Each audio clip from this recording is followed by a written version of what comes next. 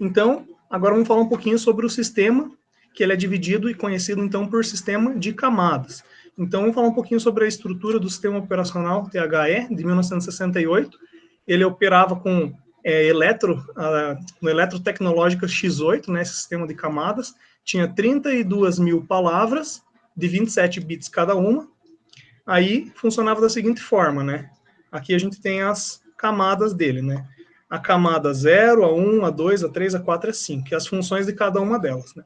A camada 0, da alocação do processador e multiprogramação, era relacionada, então, ao chaveamento dos processos e as interrupções relacionadas, então, aos temporizadores. Então, estava bem relacionado lá ao seu processador, ao processador e suas funções mais elementares, né? Então, a gente está falando de chaveamento de processo, interrupção, temporizador, coisas bem elementares, fornecendo multiprogramação básica, a CPU, que é ali, então, a estrutura do processador, né? Junto com a unidade lógica aritmética e a unidade de controle, né? E aí, para as outras camadas também, né? Então, suporte para todas as outras camadas. A camada 1 é composta aí pela memória no gerenciamento de tambor desse sistema operacional aí de 68.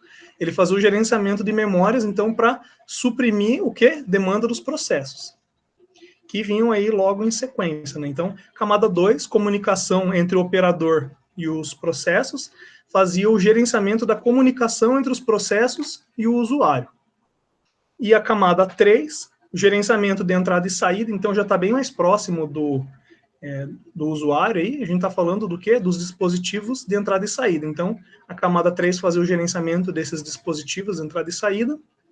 A camada 4 fazia a operação das aplicações que estavam efetivamente relacionados ao que estava sendo executado, que aplicação, que software, né, que a gente conheceria ali, estaria executando naquele momento.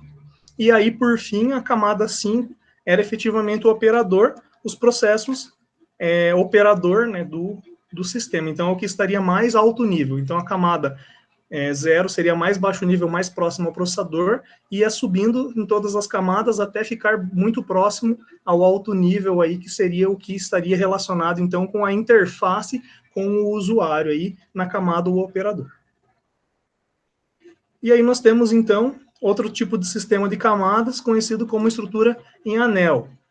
Então, os anéis, quando você tem um sistema de camadas em anéis, os mais internos, eles vão ter mais privilégios do que os externos. Então, seria mais ou menos o que seria relacionado às camadas mais baixas ali do sistema que a gente viu anteriormente, tá? Enquanto os anéis mais internos são mais privilegiados, os mais externos vão fazer chamada de sistema para ser executado, então, as chamadas dos procedimentos mais internos. E também eles vão utilizar um mecanismo similar aí a essa instrução de desvio de trap aí, que está relacionado com parte de interrupção, que a gente já viu um pouquinho, né? Que é quando você tem ali uma captura, né, do teu processador para ele executar uma determinada chamada, e aí ele retorna, então, para continuar processando lá as operações que ele vinha fazendo anteriormente. Então, o hardware, ele possibilitou rotinas individuais, utilizando, então, segmento de memória, que são protegidos contra a leitura, contra a escrita ou contra a execução, né?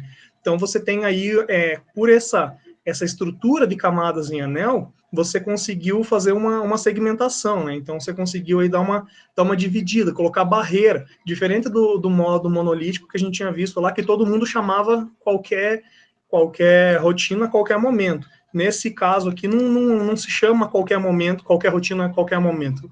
Depende de se você é mais privilegiado ou menos privilegiado, se é um anel mais interno ou mais externo, ok?